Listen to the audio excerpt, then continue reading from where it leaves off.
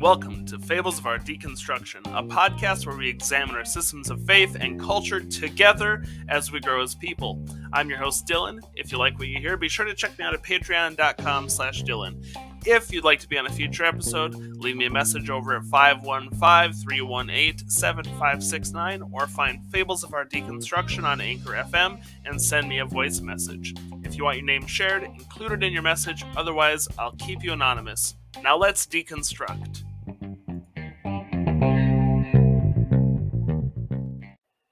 So today I was going to talk about the cosmological argument, which is one of the biggest and possibly most complex arguments for the existence of a god.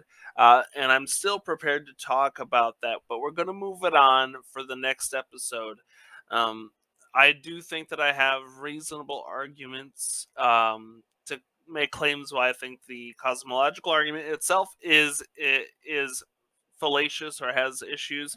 But the one that I want to focus on today is simply the argument from Anecdote, the personal experience arguments, which are possibly the most robust amount of arguments we have for everything in our lives, whether you're talking to somebody who believes that vaccines cause autism, or if you're talking to someone who's convinced they saw a ghost, or perhaps you're dealing with somebody who, let's go out on a crazy limb, they see a leprechaun or something like that.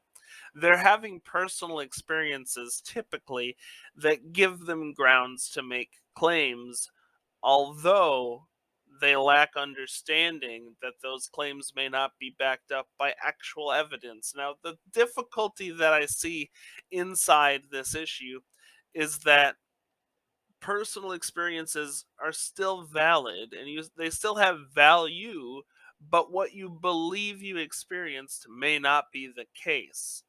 Yes, you may have experienced something wild. Like, for instance, I often, not often, but periodically have night terrors. I don't wake up screaming. I'm not like Homer Simpson who's shouting snakes in the middle of the night, but I'll wake up startled. I might say something, and sometimes I'll sit straight up. And in these experiences, I will have what feels like a dream and reality bleeding together. And one that's notable for me is I recall there being a severed head laying in the bed next to me, and it was trying to speak to me, and that startled me awake. And as I realized it didn't exist, I could have made leaps. I'll just say them leaps of faith to say, no, I had a supernatural experience. There was the ghost of a head in my bed.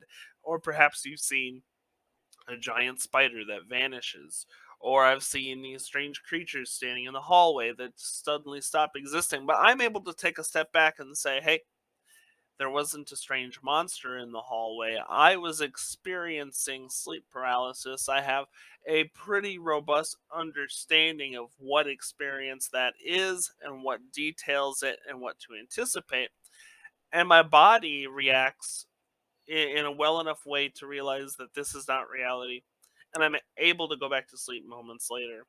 But I like to listen to some podcasts of extreme credulity, where people tend to believe almost anything. Like Monsters Among Us is a good podcast. I'm about a season behind on it right now, but it's a call-in show. It's actually one of the inspirations for this show, and I know I'm still waiting to get calls in because I just want to play your calls and react to them if necessary.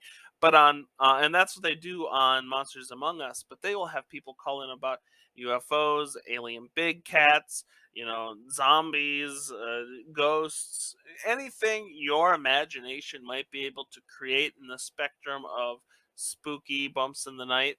People have called in and claimed to have experiences with those, and once again, I believe that these people's experiences are valid, that they experienced something, but what they experienced is likely not what they're describing. And it's difficult when we have an experience that, I'm saying that word a lot, but anytime we, encounter something that is of a psychological sort or deeply personal sort, a waking dream, anything like that. It's difficult to accept sometimes that what you just witnessed may not be really there. And the reason I wanted to switch this week instead of doing the cosmological argument, which I think is going to take us quite a bit longer to talk about, is because personal experience is going to be a big framework of my upcoming weekend. I don't want to give away any significant details, but we had a death in our family, and I'm going to be participating in the funeral. And when I announced to my friends and to my spouse that I'm atheist, I think that there's sometimes a little questioning whether or not I'm going to like jump out at a funeral and be like, "There's no God. What are we doing here?" That's not my goal, and my goal is not to tear apart everything in a moment of weakness. Even though I do think, or even not even just weakness, a moment of vulnerability. But I do think that like these things aren't serving us the way we think they are.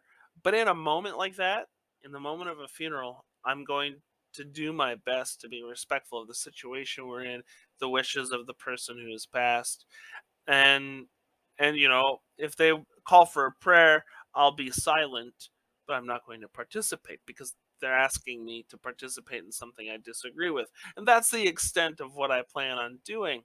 But I know that in this experience, there's that word again. In attending this funeral and seeing some of these family members who I haven't seen for well over a decade, I know that I'm going to hear anecdotes about anything that might seem like this is a good reason to believe that the deceased is in a better place. This is a good reason to believe that something from beyond told us they were gone, so someone would check on them. This is a good reason to just believe, so we're all comforted. And there will be stories that I will have to just say, yep, and move past because there's still valid experiences, whatever the thing is they're claiming, but it may not be real. And so I think one of the challenges that we all have in our lives, especially day to day, is sometimes we'll experience, gosh, that word, it's the buzzword of this episode, but sometimes we will encounter something that will leave us questioning what we actually saw or what we actually came in contact with.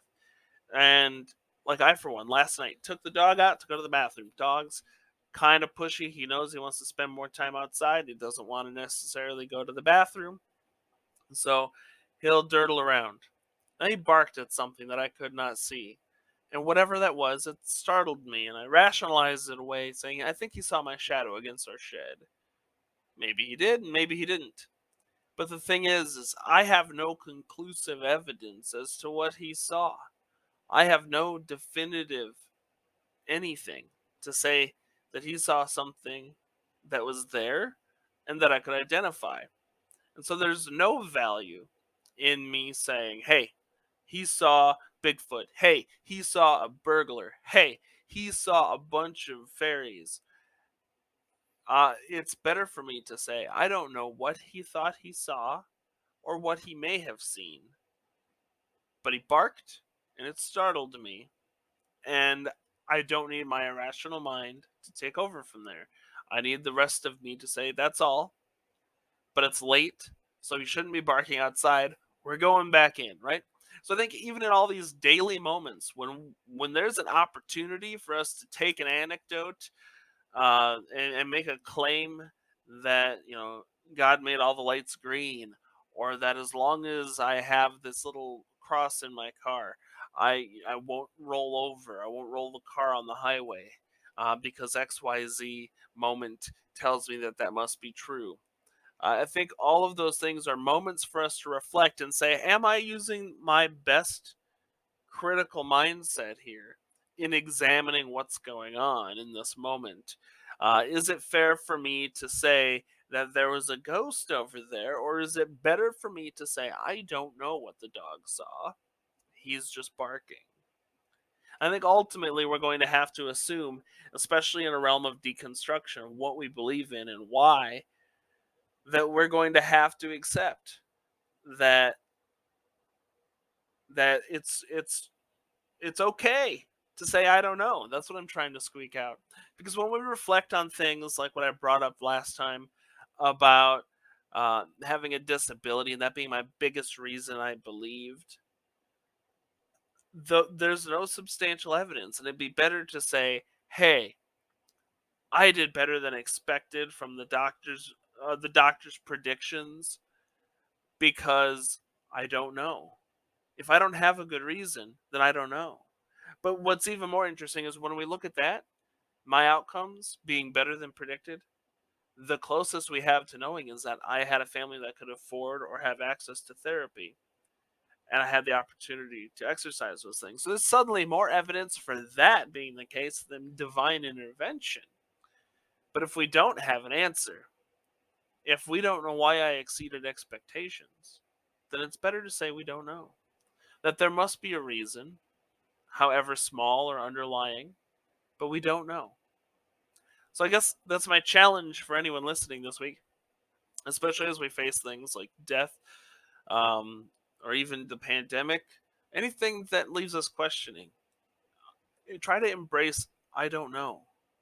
Take it from somebody who avidly believed that every monster that went bump in the night, every creature that hid in the woods, anything under your bed or could crawl down your chimney or fly out of it for that matter, someone who believed that all of those things were absolutely true.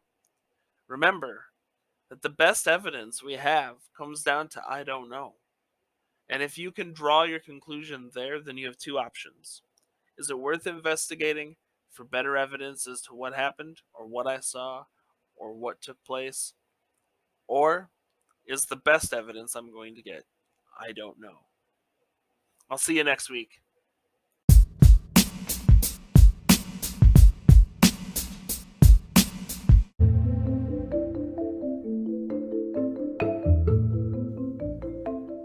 This has been Fables of Our Deconstruction. Fables of Our Deconstruction is created by me, Dylan Jacobson. Don't forget, leave a like and review wherever you listen to your podcasts. You can also support me and all of my work and join my community, the Brimstone Order, at patreon.com/Dylan. And remember, you're never alone. We are in this together.